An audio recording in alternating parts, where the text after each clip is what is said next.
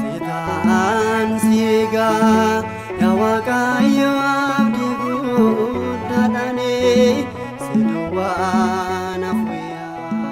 Kiristaanonni amantaa Ortodoksii hordoftan marti nagaa Waaqayyo keenya isa jiraataan akkam jirtu?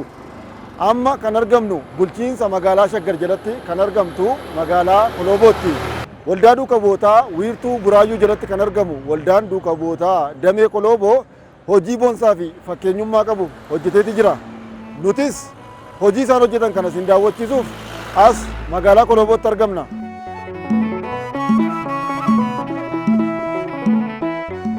Ana fuulduratti kan argitan kun mana amantaa wareegamaa qulqullaa'aa Giyoorgisiiti.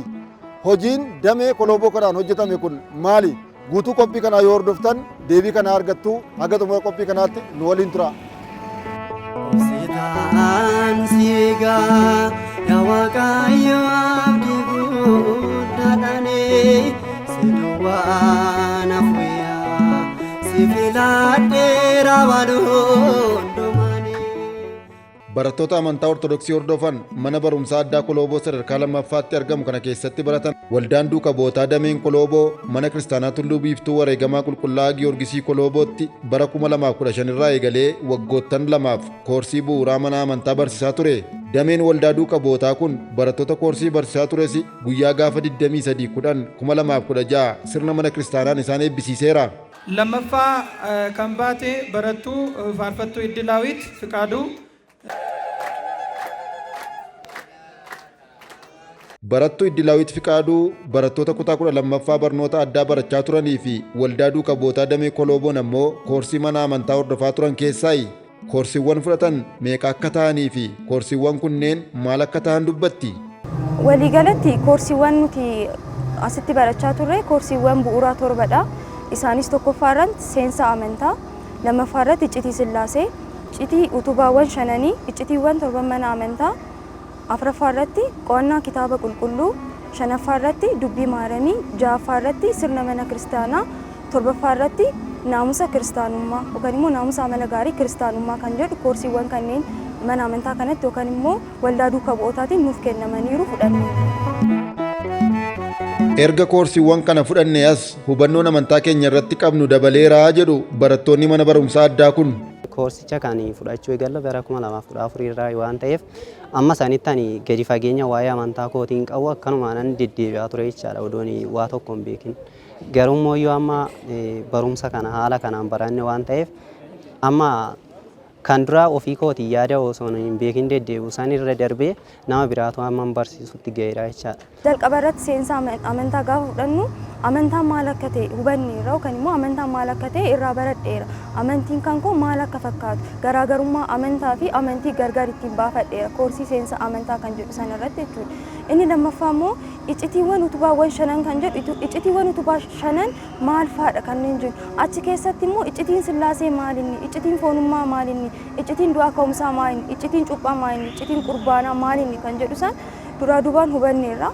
Akkasuma immoo iccitii 7 mana amantaa kan jennus tokkorraa kaasee 7 isaaniitiyyuu haala seera qabeessa ta'een yookaan immoo haala qindaa'aa ta'een fudhanneerra beekeera akka kootti. Inni biraan immoo qo'annaa macaafa qulqulluu keessaa koorsii kanarraa waan baay'ee baradheera. Akkasuma immoo kitaabni Ortodoksii Tawaahidoon mana amantaa kanatti kitaaba 81 yookaan immoo macaafa qulqulluu 81 kan fayyadamnudha. Kakuun moofaa 46 fi kakuun haaraa 35 walumaa galatti 81 akka ta'an. Akkasuma immoo kitaabolee raajotaa meeqatu jiru, kitaabolee seenaa meeqatu jiru, kitaabolee faarfannaa meeqatu jiru, wangeelli meeqa, ergaawwan meeqa kan jennan kanneen kana qo'annaa kitaaba macaafa qulqulluu keessatti baranneerra. Manni kiristaanaa keenya sirnoota akkamii qabdi? Akkasuma immoo dubbii maaramii koorsii dubbii maaramii irraa wantoota garaagaraa hubadheera. Akka kootti dubaroo Maariyaam dhalachuu isheetirraa kaasee hanga ol ba'uu isheetti fakkeenyawwan dubaroo Maariyaam qomoon isheen irraa dhalatti wantoota garaagaraa beekeera. Akkasumas immoo ani kiristaana ergan ta'e naamusni kiristaana tokkorraa eegamu maalidha? Naamusa kiristaanummaa keessaa abboommiiwwan 10 isaan baranneerra. Abboommiiwwan 10 keessaa kaman eegee kaman hin eegne jedhee akkan dhaabbadhee xiinxalu na taasiseera. Barumsi mana amantaa keenyaa galaana waraabamee hin dhumnedha. Barattoonni qaxaleen kun akkuma barumsa biyya lafaa isa sadarkaa itti aanuuf gara yuunivarsiitii imalaa jiran kana barumsa mana amantaas bakka amma irra ga'an irraa itti fufanii barachuufoo maal karoorfatanii? Barnoota amantaa beekee osoo hin jenne hin beekneetoo hanga amantaa sanaan cimee dhaabbadheetoo namarree tajaajiluu irra gahutti amma sani gara fuulduraatitti gara yuunivarsiitiittis iddoo kamittiyyuu yoo hin jiraadhe jireenya addunyaatiin osoo hin mooffamin gara mana amantaa deemee barachuudhaaf qophiidha jechuudha. Barumsi amantaa gahee hin qabu jechuudha. Itti fufamee kan baratamudha. Kanaafiyyuu immoo hamma jirrutti iddoon jirrutti mana barumsaa kamittuu haa ta'u iddoo kamittuu haa ta'u gufuu kam keessattuu haa ta'u waa'ee amantaa barachuuf duubatti hin deebi'u qophiin kiyyaas kan duubatti deebi'u miti karoora koo isa jalqabaati inni kun. Koorsichaan baradhe sagalee waaqayyoo hin moofa'u waan ta'eef irra deddeebi'ee baradhe akkas kanan hubadhe caalaa darannaa hubatamutti sirriitti beekee isa san sirriitti dubbisee qo'adhee wanta naan galle barsiisota na bukkee jiran gaafadhe kanan baradhe sana bifa sanaan qabachuu akka hin daganne taasisuu fi akkasuma immoo barnoota haaraa wantoota naafan barachuudhaaf bifa garaagaraatiin qophii taasisan. Waggoottan lamaan koorsiiwwan kana barachaa turan keessatti ciminni ture maali? Wantoonni fooyya'uu qabanoo jiruu jennee barattoota kana gaafannee turre. Fakkeenyaaf sirna bataskaanaan baranne ganama osoo barumsa addunyaa barannu isaa 12 kaasnee haga sa'aatii 12 walakkaa haga tokko barachaa turre jechaadha. Dadhabni osoo hin jedhin maal osoo hin jedhin akka nutti tolutti haala nu mijeessanii nu barsiisa turanii isaan kun immoo nama isaan gargaarullee baay'ee osoo argatanii kana caala hojii kana caala hojjechuu danda'anidha yaada.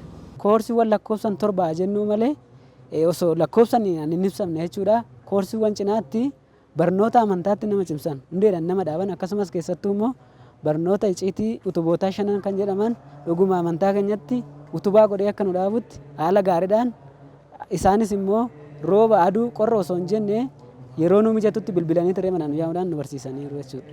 Icciitii mana amantaa 7 kan jedhu akkasuma icciitii seensa mana amantaa sirna mana kiristaanaa kan jedhu irratti afaan Oromootiin akkasuma gaarummaa yookiin amala kiristaanummaa kan jedhu abboommii kurnan kan of jalatti qabatu isa sirriitti afaan Oromootiin akka dhageenyutti akka nu galutti baranneerra waan ta'eef ciminni jiru kana gaarummoo hanqinni jiru tajaajila meeshaaleen tokko tokko as keessatti nu guunne waan ta'eef barsoota keenya kan rakkisaa jiran fakkeenyaaf gabatee irratti barreessanii nu barsiisuudha. Gabateen baay'ee mijatuu fi akkasumallee gabatichi yoo jiraate illee waan gahaa miti. Kun akka hanqinaatitti.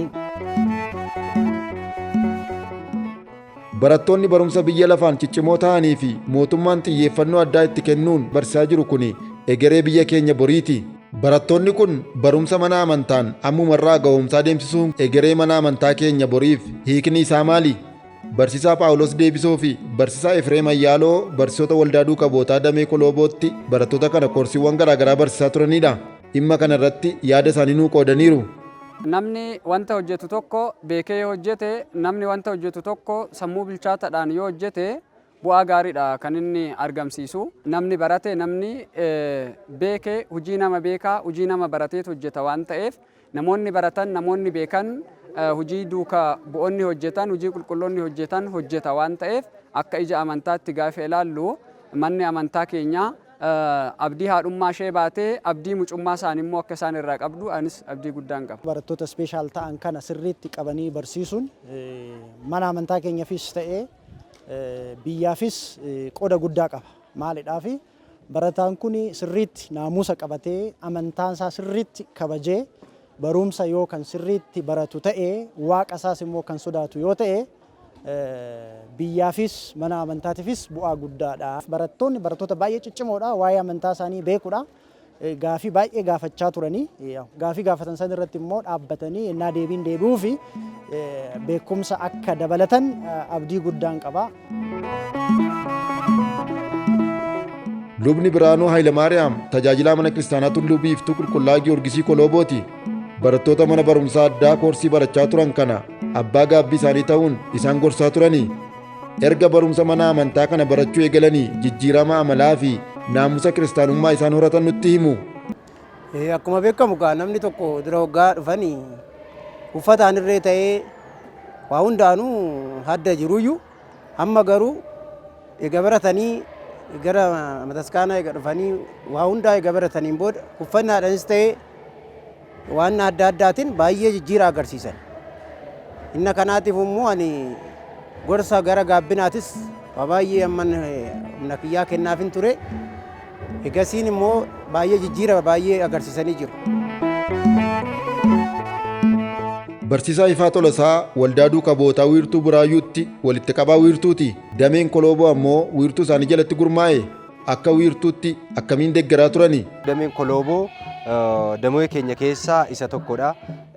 Jalqaba irraa hundeeffama isaaniitirra mana kiristaanaatiin akka walitti hin buune akka seera mana kiristaanaa fi dambii waldaa duukaa buutaatti lafa qabsiifnee eeyyama kennisiisuudhaaf fi eeyyama kennuudhaaf hordofuudhaaf waan isaan barbaachisan hunda isaanii bira dhaabbachuudhaan damee kana gadi dhaabne. Egaa dameen kun immoo barattoota asitti argaman kana bifa koorsiitiin akka isaan laatanillee akkasuma miseensa uummata keessaa miseensa waldaa duukaa bootaa ta'uu barbaadan walitti fuudhanii addatti barsiisaa turaniiru. Guyyaa irraa immoo barattoota bultii addaa kan eebbisiise akkasuma immoo hundeeffama waggaasaa tokkoffaarra kan hundeeffate waan ta'eef damee qabnu keessaa dameen Kolooboo damee isa guddaa fi damee waggaa tokkotti hojii guddaa hojjetee argamedha jechuudha. Barattoonni mana barumsaa addaa kun kan isaan barsiise waldaa isaanii waldaa duukaa bootaaf galata qabnaa jedhu. Jireenya iddoo nu jiraachisu hin beeknu isaan waliin kallattiidhaanis ta'e al-kallattiidhaan isaan wajjin osoo akkan turuuf nan yaala yoo eeyyama Waaqayyoo ta'e. Barsiisota isaanis nan jaaladhaani baay'een kabajaani galata guddaan isaanii qaba. Waaqayyo kanuma caalallee bara tajaajila isaanii haa dheeressuuf hin jira. Waldaa duukaa bootaa hojii itti makamuu kootiif gammachuu guddaan natti dhaga'ame jalqaba. Waldaa duukaa bootaa akkana godhan jedhee oolmaa isaanii ibsee xumuruuf hin danda'amu. Macaafa qulqulluu isa kakuu haaraa kana afaan Oromootti nu hiikuu isaaniitiif waldaa duukaa bootaa akkuma waliigalaatti guddiseen isaan galateeffadha jechuudha. Ijoollee kana walitti qabee seeraan kan barsiisaa jiru waldaa duukaa bootaati.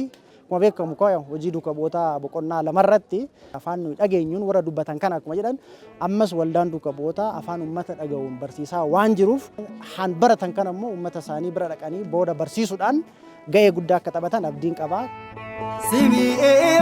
Simi'eeffadhee si malee firri gaariin hin jiru osoo siin taane eenyuree dhiibbina koo kan furu.